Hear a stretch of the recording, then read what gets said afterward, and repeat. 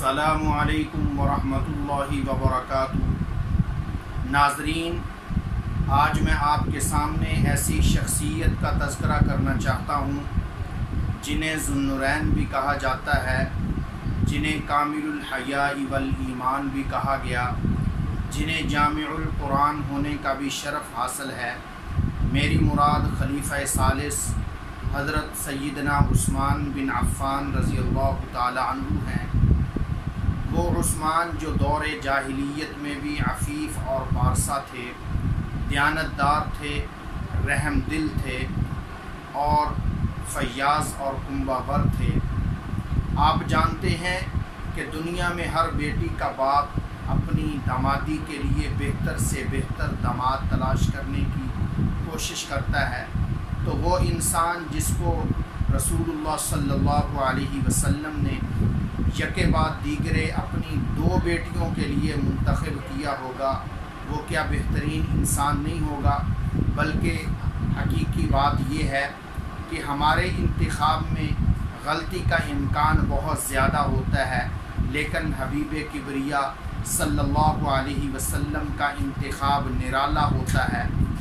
ہم جس وقت سیرت و کردار کے پہلو میں سیدنا عثمان بن عفان رضی اللہ تعالیٰ عنہ کو تولتے ہیں، ہمیں رقیہ اور ام کلثوم کے پیارے ابا کے پیارے انتخاب پر رشک آ جاتا ہے۔ وہ کون سا خلق اور کون سی صفت ہے جو حضرت عثمان بن عفان رضی اللہ تعالیٰ عنہ میں نہیں تھی؟ خوف خدا کا یہ عالم تھا کہ اکثر خوف خدا بندی کی وجہ سے آپ دیدہ رہتے، موت، قبر، آخرت کا خیال ہمیشہ دامن گیر رہتا، سامنے سے جنازہ گزرتا تو اٹھ کر کھڑے ہو جاتے اور آنکھوں سے آنسو جاری ہو جاتے۔ لوگ کہتے کہ حضرت جس وقت جنت اور جہنم کا تذکرہ ہوتا ہے تو اس وقت تو آپ کی آنکھوں سے آنسو جاری نہیں ہوتے، آخر ان مقبروں میں کیا خاص بات ہے کہ آپ ان کو دیکھ کر آپ دیدہ ہو جاتے ہیں؟ تو فرمانے لگے، میں نے محبوب کبریا صلی اللہ علیہ وسلم کو یہ ارشاد فرماتے ہوئے سنا ہے کہ اے لوگو، قبر جو ہے آخرت کی منزلوں میں سے سب سے پہلی منزل ہے۔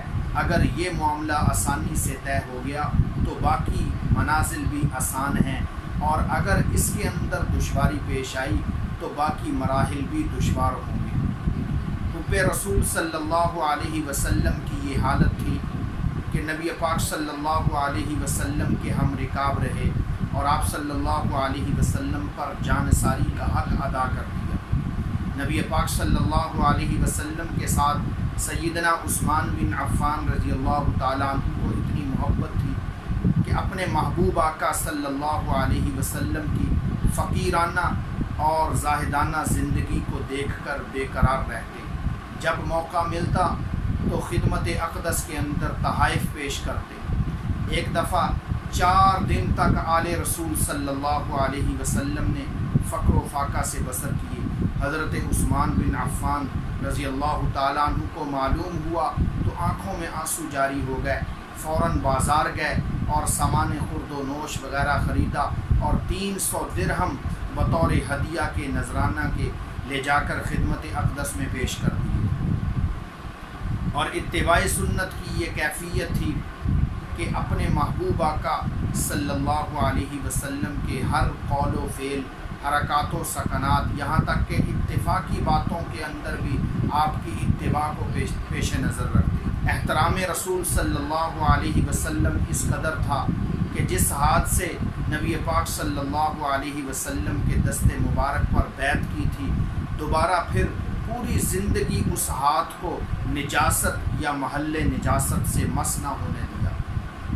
اور نبی پاک صلی اللہ علیہ وسلم کی اتنی زیادہ اتباع کرنے والے تھے کہ آپ صلی اللہ علیہ وسلم کی ہر بات کو اپناتے، ہر کام کو اپناتے۔ ایک دفعہ ایسا ہوا، سامنے سے جنازہ گزرا تو اٹھ کر کھڑے ہو گئے اور فرمانے لگے، نبی پاک صلی اللہ علیہ وسلم بھی ایسا ہی کیا کرتے تھے۔ ایک دفعہ مسجد کے دوسرے دروازے پر بکری کا پٹھا منگوایا اور بیٹھ کر کھایا، اور پھر بغیر تازہ وضو کیے ہوئے نماز کے لیے کھڑے ہو گئے۔ فرمانے لگے، میں نے نبی پاک صلی اللہ علیہ وسلم کو دیکھا تھا، آپ صلی اللہ علیہ وسلم نے بھی اسی جگہ پر بیٹھ کر کھایا تھا اور ایسے ہی کیا تھا۔ ایک دفعہ ایک صحابی رسول حضرت عثمان بن عفان رضی اللہ تعالیٰ عنہ کے ساتھ حج کر رہے تھے، تو دوران طواف صحابی رسول نے رکن یمانی کا بوسہ بھی لیا، لیکن حضرت عثمان بن عفان رضی اللہ تعالیٰ عنہ نے ایسا نہیں کیا۔ تو اس صحابی نے آپ کا ہاتھ پکڑ کر آپ کو اس کا استلام کرانا چاہا، حضرت عثمان بن عفان نے منع فرما دیا اور فرمایا کہ کیا تم نے نبی پاک صلی اللہ علیہ وسلم کے ساتھ کبھی طواف کیا ہے؟ انہوں نے کہا کہ جی ہاں۔ فرمایا کہ کیا آپ کو رکن یمانی کا استلام کرتے ہوئے دیکھا ہے؟ عرض کی کہ نہیں۔ پھر فرمایا کہ کیا ہمارے لیے محبوب صلی اللہ علیہ وسلم کی اقتداء مناسب نہیں ہے؟ انہوں نے کہا کہ بے شک۔ حیا کے اندر مشہور تھے۔ حیا کی انتہا یہ تھی کہ کبھی بھی بند کمرے کے اندر، تنہائی کے اندر بھی کبھی برہنہ نہیں۔ حضرت اماں عائشہ صدیقہ رضی اللہ تعالیٰ عنہ فرماتی ہیں کہ ایک دفعہ نبی پاک صلی اللہ علیہ وسلم گھر میں تشریف فرما تھے، اچانک حضرت ابوبکر صدیق آئے، انہوں نے اجازت مانگی، آپ صلی اللہ علیہ وسلم نے اجازت دے دی۔ لیٹے ہوئے تھے، جس طریقے سے لیٹے تھے لیٹے رہے، گفتگو فرماتے رہے۔ تھوڑی دیر کے بعد حضرت عمر رضی اللہ تعالیٰ عنہ نے اجازت مانگی، تو حضرت عمر رضی اللہ تعالیٰ عنہ کو بھی اجازت دے دی۔ آپ صلی اللہ علیہ وسلم جیسے لیٹے تھے آپ لیٹے رہے، گفتگو فرماتے رہے۔ پھر اس کے بعد تھوڑی دیر کے بعد حضرت عثمان بن عفان رضی اللہ تعالیٰ عنہ نے اجازت مانگی، تشریف لائے، تو آپ صلی اللہ علیہ وسلم اٹھ کر بیٹھے۔ آپ نے اپنا کپڑا پہلے درست فرمایا، پھر اس کے بعد حضرت عثمان کو اندر بلوایا۔ تو جس وقت یہ تینوں حضرات چلے گئے، حضرت عائشہ فرماتی ہیں کہ میں نے اس وقت عرض کی، اللہ کے محبوب صلی اللہ علیہ وسلم اس کی کیا وجہ ہے؟ آپ کے پاس حضرت ابوبکر آئے تو آپ ایسے ہی لیٹے رہے، حضرت عمر آئے تو بھی آپ کے لیٹنے کے انداز کے اندر کوئی فرق نہیں آیا، لیکن جس وقت حضرت عثمان رضی اللہ تعالیٰ عنہ تشریف لائے تو آپ سب سے پہلے اٹھ کر بیٹھے ہیں، اور پھر آپ نے کپڑا اپنا درست فرمایا ہے، پھر آپ نے اس کے بعد حضرت عثمان بن عفان رضی اللہ تعالیٰ عنہ کو اندر بلوایا ہے۔ اس کی کیا وجہ ہے؟ تو محبوب صلی اللہ علیہ وسلم نے ارشاد فرمایا، اے عائشہ، الا استحیی من رجل تستحیی منہ الملائکہ، کیا میں ایسے آدمی سے حیا نہ کروں کہ جس سے رب کے فرشتے بھی حیا کرتے؟ زہد و تقویٰ کا یہ عالم تھا کہ باوجود غیر معمولی مال و دولت کے ہونے کے کبھی بھی امیرانہ زندگی اختیار نہیں فرمایا، نہ ہی کبھی زیب و زینت کی چیزیں استعمال کی ہیں، بلکہ آپ کی سادگی اور تواضع کا یہ حال تھا کہ جس وقت تہجد کے لیے بیدار ہوتے تو خود وضو کا سامان کرتے تھے۔ حالانکہ گھر کے اندر 20 لونڈیاں موجود ہیں، 20 غلام گھر کے اندر موجود ہیں، لیکن اس کے باوجود کسی سے خدمت نہیں لیتے تھے، اور اثار آپ کا اس قدر تھا کہ آپ نے اپنے زمانے خلافت کے اندر اپنے ذاتی مصارف کے لیے بیت المال سے کبھی ایک پیسہ تک نہیں دیا۔ سخاوت اور فیاضی تو آپ کی گھٹی میں پڑی ہوئی تھی۔ آپ مدینہ کے اندر سب سے زیادہ مالدار تھے۔ آپ نے اپنے مال و دولت کے ذریعے اسلام کو اس وقت نفع پہنچایا جس وقت آپ کا کوئی ہمسر نہیں تھا۔ مدینہ طیبہ آنے کے بعد مسلمانوں کو پانی کی سخت تنگی تھی، اور پورے مدینہ کے اندر صرف ایک بیر روما، ایک کنواں تھا جس کا پانی جو ہے وہ پینے کے قابل تھا، لیکن وہ ایک یہودی کی ملکیت کے اندر تھا۔ اس یہودی نے اس کو ذریعہ معاش بنا رکھا تھا، پیسے لے کر لوگوں کو پانی پینے دیتا۔ حضرت عثمان بن عفان رضی اللہ تعالیٰ عنہ نے اس عام مصیبت کو دفع کرنے کے لیے اس یہودی سے کنواں خرید کر مسلمانوں کے لیے وقف کیا۔ کوشش کرنے کے بعد وہ یہودی نصف کنواں فروخت کرنے پر راضی ہوا، تو طے یہ پایا گیا کہ ایک دن اس کنویں پر حضرت عثمان بن عفان رضی اللہ تعالیٰ عنہ کی باری ہوگی، اور ایک دن اس یہودی کے لیے یہ کنواں خاص دن۔ چنانچہ جس دن حضرت عثمان بن عفان رضی اللہ تعالیٰ عنہ کی باری ہوتی تو مسلمان کھل کر پانی وغیرہ پیتے اور پانی برتنوں کے اندر رکھ لیتے، جمع کر لیتے، اور جس دن اس یہودی کی باری ہوتی اس دن فارغ بیٹھا رہتا۔ جس وقت اس یہودی نے دیکھا کہ اب مزید اس سے کوئی فائدہ حاصل نہیں ہو رہا تو وہ دوسرا نصف بھی فروخت کرنے پر راضی ہو گیا۔ تو حضرت عثمان بن عفان رضی اللہ تعالیٰ عنہ نے دوسرا نصف کنواں بھی 8000 درہم کے اندر خرید کر مسلمانوں کے لیے وقف کر دیا۔ تو یہ آپ کی سخاوت تھی۔ اور غزوہ تبوک کے موقع پر حضرت عثمان بن عفان رضی اللہ تعالیٰ عنہ نے اتنا چندہ دیا، اتنا مال دیا جتنا کسی نے نہیں دیا۔ اس وقت مسلمان انتہائی تنگ دستی کی حال میں تھے، تنگ دستی تھی، غربت تھی۔ اسی وجہ سے اس غزوے کو غزوہ جیش العسرہ بھی کہا جاتا ہے۔ نبی پاک صلی اللہ علیہ وسلم نے اعلان فرمایا کہ کون شخص ہے جو اس غزوے کا، اس جہاد کے لیے پیسے کا انتظام کر دے، مال کا انتظام کر دے۔ حضرت عثمان بن عفان رضی اللہ تعالیٰ عنہ اٹھ کر کھڑے ہو گئے، اے اللہ کے نبی، میں 100 اونٹ ساز و سامان کے ساتھ دینے کے لیے تیار ہوں۔ نبی پاک صلی اللہ علیہ وسلم بڑے خوش ہوئے، بیٹھ گئے۔ پھر دوسری مرتبہ نبی پاک صلی اللہ علیہ وسلم نے اعلان فرمایا، تو پھر حضرت عثمان بن عفان رضی اللہ تعالیٰ عنہ اٹھ کر کھڑے ہو گئے، اے اللہ کے نبی، میں 200 اونٹ ساز و سامان کے ساتھ دینے کے لیے تیار ہوں۔ پھر بیٹھ گئے۔ تیسری مرتبہ پھر اعلان ہوا، پھر حضرت عثمان بن عفان رضی اللہ تعالیٰ عنہ کھڑے ہوئے، اے اللہ کے نبی، 300 اونٹ ساز و سامان کے ساتھ دینے کے لیے تیار ہوں۔ رسول اللہ صلی اللہ علیہ وسلم خوش ہوئے۔ آپ نے فرمایا کہ اب عثمان آپ نہیں اٹھیں گے، اب آپ کے علاوہ کوئی اور اٹھے گا۔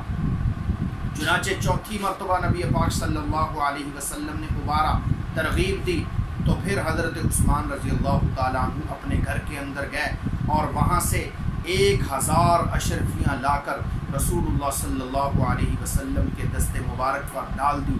آپ صلی اللہ علیہ وسلم ان اشرفیوں کو ایک ہاتھ سے دوسرے ہاتھ پر ڈالتے اور خوش ہو رہے تھے، اور زبان اقدس سے یہ فرما رہے تھے، ما ضر عثمان ما عمل بعد اليوم، آج کے بعد عثمان جو کر لیں، جو عمل کر لیں، کوئی عمل بھی ان کے لیے نقصان دہ نہیں ہے۔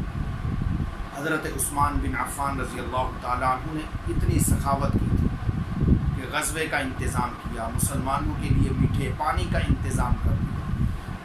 لیکن اس سے بھی بڑھ کر حضرت عثمان بن عفان رضی اللہ تعالیٰ عنہ کے لیے خوش بختی یہ تھی کہ جس وقت حضرت عثمان رضی اللہ تعالیٰ عنہ کو صلح حدیبیہ کے موقع پر رسول اللہ صلی اللہ علیہ وسلم نے سفیر بنا کر مکہ والوں کی طرف روانہ فرمایا تھا، تو آپ صلی اللہ علیہ وسلم نے یہ فرمایا، اے عثمان، تم جاؤ اور مکہ والوں سے بات چیت کر کے آتے ہیں، اس لیے کہ مکہ والے تمہاری عزت کرتے ہیں۔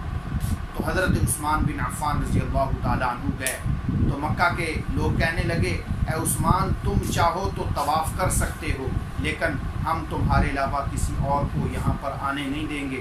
حضرت عثمان بن عفان رضی اللہ تعالیٰ عنہ نے فرمایا کہ یہ کیسے ہو سکتا ہے کہ میرے محبوب صلی اللہ علیہ وسلم تو حدیبیہ کے مقام پر رکے رہیں اور عثمان یہاں پر اکیلا ہی طواف کرتا رہے، ایسا ہرگز نہیں ہو سکتا۔ ان لوگوں نے حضرت عثمان بن عفان رضی اللہ تعالیٰ عنہ کو قید کر لیا اور یہ افواہ مشہور کر دی کہ عثمان قتل کر دیے گئے۔ حضرت عثمان بن عفان رضی اللہ تعالیٰ عنہ کی شہادت کی خبر سن کر رسول اللہ صلی اللہ علیہ وسلم کو بڑا صدمہ ہوا۔ آپ صلی اللہ علیہ وسلم نے تمام صحابہ کرام سے بیعت لی حضرت عثمان کی شہادت کا، ان کے قتل کا بدلہ لینے کے لیے، اور اس طریقے سے بیعت لی۔ آپ صلی اللہ علیہ وسلم نے اپنے ہاتھ کو حضرت عثمان بن عفان کا ہاتھ قرار دیا۔ چنانچہ دوران بیعت ہی یہ اطلاع مل گئی کہ شہادت عثمان کی خبر جو ہے وہ غلط تھی، وہ زندہ صحیح سلامت موجود ہیں۔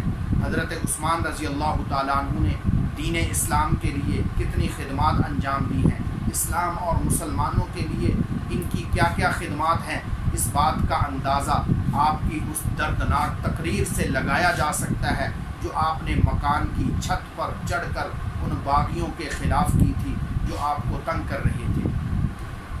حضرت عثمان بن عفان رضی اللہ تعالیٰ عنہ نے فرمایا، وہ لوگوں، میں تم کو اللہ اور اس کے رسول اور دین اسلام کا واسطہ دے کر پوچھتا ہوں، کیا تمہیں معلوم ہے کہ نبی پاک صلی اللہ علیہ وسلم جس وقت مدینہ آئے تو آپ صلی اللہ علیہ وسلم کو اور مسلمانوں کو پانی کی سخت تنگی تھی۔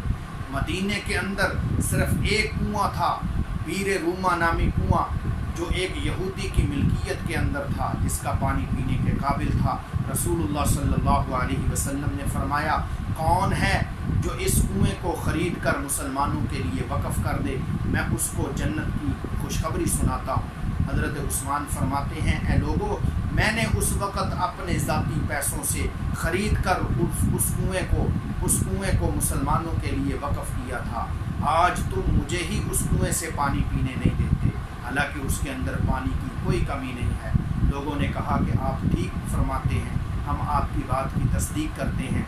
फिर हज़रत उस्मान ने फरमाया, ए लोगों, मैं तुमको अल्लाह और उसके रसूल और दीन इस्लाम का वास्ता देकर पूछता हूँ, क्या तुम्हें मालूम है कि मस्जिद नबवी की जगह इंतहाई तंग थी, लोगों को नमाज़ पढ़ने के लिए तंगी होती थी और गर्मी भी होती थी। रसूलुल्लाह सल्लल्लाहु अलैहि वसल्लम ने फरमाया था, कौन है जो आले फ़लाँ की ज़मीन ख़रीद कर मस्जिद के लिए वक़फ़ कर दे, मैं उसको जन्नत की खुशखबरी देता हूँ कि अल्लाह उसको बेहतर बदला अता फरमाएंगे। तो मैंने उस वक़्त अपने ज़ाती पैसों से जगह ख़रीद कर मुसलमानों के लिए मस्जिद के लिए वक़फ़ की थी, और आज तुम मुझे ही उस मस्जिद के अंदर 2 नफल नमाज़ पढ़ने से रोकते हो, हालांकि उस मस्जिद में जगह की कोई कमी नहीं है। लोगों ने कहा कि आप ठीक फरमाते हैं, हम आपकी बात की तस्दीक करते हैं। फिर हज़रत उस्मान ने फरमाया, ए लोगों, मैं तुमको अल्लाह और उसके रसूल और दीन इस्लाम का वास्ता देकर पूछता हूँ, क्या तुम्हें मालूम है कि जिस वक़्त ग़ज़वा तबूक का मौका था, मुसलमान तंगदस्ती के आलम में थे, गुर्बत थी, इफलास था, रसूलुल्लाह सल्लल्लाहु अलैहि वसल्लम ने फरमाया, कौन है जो इस लश्कर का इंतज़ाम कर दे। तो ग़ज़वा तबूक का इंतज़ाम मैंने अपने पैसों से किया था। रसूलुल्लाह सल्लल्लाहु अलैहि वसल्लम बड़े खुश हुए थे। लोगों ने कहा कि आप ठीक फरमाते हैं। फिर हज़रत उस्मान ने फरमाया, ए लोगों, मैं तुमको अल्लाह का वास्ता देकर पूछता हूँ, क्या तुम्हें मालूम है कि एक दफ़ा रसूलुल्लाह सल्लल्लाहु अलैहि वसल्लम मक्का के पहाड़ पर थे, आपके साथ अबू बकर भी थे, आपके साथ उमर भी थे और मैं भी था। अचानक पहाड़ हरकत करने लग गया, हिलने लग गया।